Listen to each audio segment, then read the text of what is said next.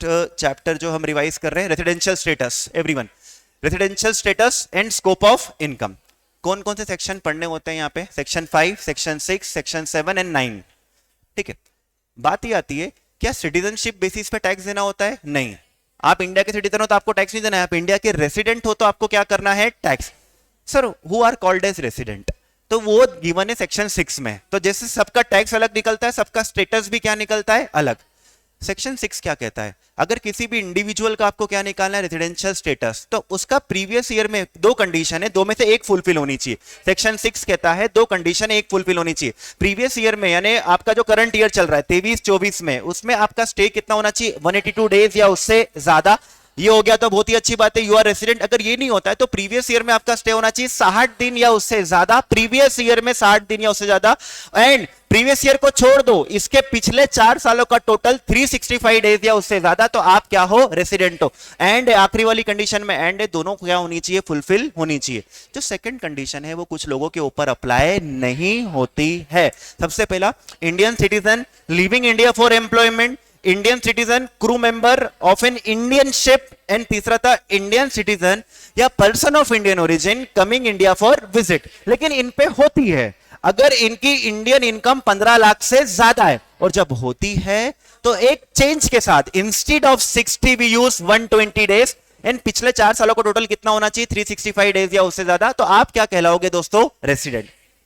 फिर इसमें ना वो याद रखना, Indian citizen, crew member of an Indian ship which is foreign bound ship, which is foreign bound ship. इनका कैलकुलेशन थोड़ा अजीब होता है। साल में 366 डेज ले लो, क्योंकि ये लीप ईयर है। इसमें से वो जिस दिन से सर्टिफिकेट ज्वाइन इन किया और साइन ऑफ किया, आप मान लो कि इंडिया में नहीं थे, साइन इन की डेट पे भी इंडिया में नहीं थे, और आप साइन ऑफ की डेट पे भी इंडिया में नहीं थे, वो डेट को एलिमिनेट कर दो। और दोस्तों सुनो, Indian citizen, crew member of an Indian ship, अब इसमें आपको जो एक्सेप्शन बताया उसमें ये तो था नहीं ना कि फॉरेन बाउंड शिप है, ये इंडियन शिप है। इनके ऊपर सेकंड कंडीशन तो अप्लाई होगी नहीं। इनको रेसिडेंट बनना है तो हमेशा कौन सी कंडीशन रहेगी? Condition number 1। तो 366 में से डेज माइनस करने के बाद 182 डेज या उससे ज्यादा आता है, तो ही ये लोग क्या रहेंगे? रेसिडेंट। अदरवाइज ये लोग क्या रहेंगे? Non resident. आई मेरी बात समझ में? क्या बोला मैंने? देखो, सेकंड कंडीशन तो अप्लाई हो ही नहीं रही है इनके ऊपर, सेकंड कंडीशन तो इनके ऊपर अप्लाई हो ही नहीं रही है। जब हमको इनका रेजिडेंशियल स्टेटस निकालना है तो ये डेज क्या करने पड़ेंगे? माइनस करने पड़ेंगे। इसके बाद सिर्फ कंडीशन 1 अप्लाई करके देखना होगा कि भाई आप रेसिडेंट हो कि नहीं हो। इसके बाद एक सेक्शन आया था, सेक्शन 6 सबसेक्शन 1 है, डीम्ड रेसिडेंट का। ये क्या कहता है? आप इंडिया की सिटीजन हो, आपकी इंडिया से इनकम 15 लाख से क्या है? ज्यादा है ना। फिर आप किसी भी देश के रेसिडेंट नहीं हो, इस वजह से आप कहीं पर भी क्या नहीं कर रहे हो? टैक्स नहीं पे कर रहे हो। You will be considered as deemed resident. जो भी रेसिडेंट होते हैं, चाहे 6 के हिसाब से हो या 61 के हिसाब से हो, ध्यान से सुनना, तो resident can be of 2 types, ROR और आरएनओ। लेकिन जो अमेंडमेंट वाली कंडीशन, कौन सी? एक तो 61A वाली और एक वो 120 डेज वाली, वो हमेशा क्या रहेंगे? आरएनओआर। और इसके अलावा अगर किसी को आरओआर बनना है, आरओआर बनना है तो दो कंडीशन है, दोनों फुलफिल करनी होगी। पिछले 10 साल, प्रीवियस ईयर छोड़ दो, प्रीवियस ईयर के पिछले 10 साल में एटलीस्ट 2 बार क्या रहे हो? रेसिडेंट। एंड प्रीवियस ईयर छोड़ दो, उसके पहले के 7 साल में आपका स्टे कितना रहा? 730 दिन या उससे ज्यादा, तो आप क्या कहलाओगे? Resident. And resident and ordinary resident. Generally जब आप किसी का रेसिडेंशियल स्टेटस कैलकुलेट करते हो तो उसके आने वाले दिन को भी इंडिया में मानना है और उसके जाने वाले दिन को भी क्या करना है? इंडिया में कंसिडर किया जाएगा। लेकिन वो फॉरेन बाउंड शिप वाले में थोड़ा सा क्या रहेगा? चेंज रहेगा। जाने वाले दिन, साइन इन वाले दिन एंड साइन इन ऑफ वाले दिन को इंडिया में नहीं मानते हैं। ओके, इसके बाद एचयूएफ को रेसिडेंट बनना है तो क्या करना पड़ेगा? इफ एचयूएफ का कंट्रोल और मैनेजमेंट कहां पर है? इंडिया में। कंट्रोल कौन करता है? कर्ता। तो कर्ता कहां पे बैठ के कंट्रोल करता है? तो अगर वो इंडिया में बैठ के थोड़ा बहुत कंट्रोल कर रहा है तो एचयूएफ क्या है? रेसिडेंट है। और एचयूएफ को आरओआर बनना है तो कर्ता को दोनों एडिशनल कंडीशन फुलफिल करनी पड़ेगी, वो 2 और 730 दिन या उससे ज्यादा वाली। फिर हम बात करते हैं कंपनी। कंपनी 2 टाइप की होती है, Indian company, foreign company. Indian company हमेशा रेसिडेंट है, इंडियन कंपनी हमेशा रेसिडेंट है। और फॉरेन कंपनी का पोयम इंडिया होगा। क्या इंडिया होगा? पोयम। तो वो क्या रहेगी? रेसिडेंट रहे। और बाकी लोग कब रेसिडेंट बनते हैं? बाकी लोग रेसिडेंट बनते हैं जब उनका कंट्रोल और मैनेजमेंट होली और पार्टली इन क्या होता है? इंडिया। फिर आपको सेक्शन 5 बताया था। सेक्शन 5 में हमने ऐसा किया था, 3 कैटेगरी ऑफ पर्सन हो सकते हैं, आरओआर, आरएनओआर और NR. Income received in India, तीनों के लिए टैक्सेबल। इनकम का सोर्स इंडिया, तीनों के लिए taxable. Business income in India, control in India, तीनों के लिए taxable. Business income in India, control outside India, तीनों के लिए टैक्सेबल। वी आर अज्यूमिंग कि बिजनेस इनकम इन इंडिया है तो उसका सोर्स भी क्या है, इंडिया है। Business income outside India but control in India, दो लोगों के लिए टैक्सेबल, आरओआर और RNOR. Business income outside India, control भी आउटसाइड इंडिया, आरओआर के लिए, आरओआर के लिए। Other income outside India, ROR के लिए, बाकी दोनों के लिए टैक्सेबल नहीं है। एग्जम्प्ट इनकम तीनों के लिए नहीं है। इसके बाद पास्ट अनटैक्स प्रॉफिट तीनों के लिए टैक्सेबल नहीं होता है। ये थी बात। इसके बाद रिसीव्ड का मतलब होता है दोस्तों first time received. First time आप पैसे कहीं और रिसीव कर लो और उसके बाद इंडिया में रेमिट कर दो, उसको इंडिया में रिसीव्ड नहीं मानते।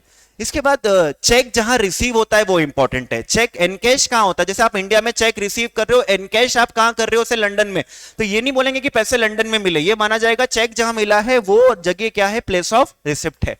सोर्स इंडिया कब होता है? सोर्स इंडिया का सेक्शन 9 के अंदर क्या दे रखे थे, रूल्स दे रखे थे। रूल्स में ये दे रखा था सबसे पहले सैलरी का सोर्स इंडिया कब होता है, if services are rendered in India तो उसका सोर्स क्या होगा, इंडिया। अगर सर्विस इंडिया के बाहर भी रेंडर करी हो लेकिन सैलरी किससे मिली हो, गवर्नमेंट ऑफ इंडिया से, तो उसका सोर्स क्या रहेगा, इंडिया। फिर पेंशन का सोर्स तो क्या रहता है, इंडिया। अगर आपने सर्विसेज कहां करी है इंडिया में, पेंशन आपको बाहर भी मिल रही तो उसका सोर्स क्या माना जाएगा, इंडिया। इसके बाद दोस्तों नेक्स्ट था लाइक डिविडेंड। डिविडेंड अगर इंडियन कंपनी से मिलता है तो उसका सोर्स क्या होता है, India. Capital assets, if capital asset is situated in India तो उसका सोर्स क्या होगा, इंडिया। फिर जो चौथी बात थी बिजनेस इनकम का सोर्स इंडिया कब होता है। बिजनेस इनकम का सोर्स इंडिया कब होता है, जब इंडिया में आपका क्या होता है, business connection. There should be business connection. What is business connection, there should be some permanent establishment, office हो, फैक्ट्री हो, ब्रांच हो, सब्सिडरी हो, फ्रेंचाइजी हो, तो हो सकता है कि आपका इंडिया में क्या हो, बिजनेस कनेक्शन हो। Business connection also include agency connection. Agency में जनरल एजेंट कवर नहीं है। इंडिया के अंदर एक्स का एजेंट है तो एक्स का भी इंडिया में क्या है, बिजनेस कनेक्शन है, बट शर्त है कि वो जनरल एजेंट नहीं होना चाहिए। वाई का इंडिया में कोई एजेंट नहीं है बट वाई का भी इंडिया में क्या कर लिया जाएगा, बिजनेस कनेक्शन स्टैब्लिश हो जाएगा अगर एक्स वाई को कंट्रोल करता है या वाई एक्स को कंट्रोल करता है या जेड दोनों को क्या कर रहा है, कंट्रोल कर रहा है। इसके बाद आपका इंडिया में वेबसाइट है, आपका मतलब आपकी वेबसाइट है तो क्या इंडिया में बिजनेस कनेक्शन माना जाएगा। अगर आपका टर्नओवर किससे ज्यादा है, 2 करोड़ से ज्यादा, तो भैया फिर क्या कर लिया जाएगा, इंडियन टर्नओवर 2 करोड़ से ज्यादा है तो आपका इंडिया में बिजनेस कनेक्शन है। या फिर आपके डाउनलोड या सब्सक्राइबर किससे ज्यादा है, 3 लाख से ज्यादा, तो आपका इंडिया में क्या है, बिजनेस कनेक्शन है। 4 ऐसे केस होते हैं दोस्तों जहां पे बिजनेस कनेक्शन नहीं मानते। एक तो non resident shooting film in India, और news agency collecting news from India, तीसरा exhibition of uncut diamond, and चौथा आपका इंडिया में ऑफिस तो है लेकिन वो मियर परचेस करता है। वो ऑफिस तो है लेकिन सिर्फ और सिर्फ क्या करता है, परचेस। वो ऑफिस स्टैब्लिश इसलिए किया है कि वहां से कोई सेलिंग एक्टिव नहीं होगी, इंडिया से हम लोग क्या करेंगे, माल खरीद के बाहर की कंट्री में भेज देंगे, तो इस वजह से आपका बिजनेस कनेक्शन नहीं माना जाएगा। इसके बाद नेक्स्ट था इंटरेस्ट, रॉयल्टी और fees for technical services. Interest, royalty, fees for technical services, किसी को याद आ रहा है? 3 पार्ट। किससे मिला, गवर्नमेंट ऑफ इंडिया से, रेसिडेंट से, या फिर नॉन रेसिडेंट। गवर्नमेंट से मिला, ऑलवेज सोर्स इंडिया। रेसिडेंट से मिला तो जनरली इंडिया बट यूज भी कहां होना चाहिए, इंडिया। नॉन रेसिडेंट से मिला तो आउटसाइड इंडिया लेकिन यूज कहां होना चाहिए, इंडिया में, तो फिर आपका सोर्स क्या बन जाएगा, India. That was source rule and this was your chapter number 2।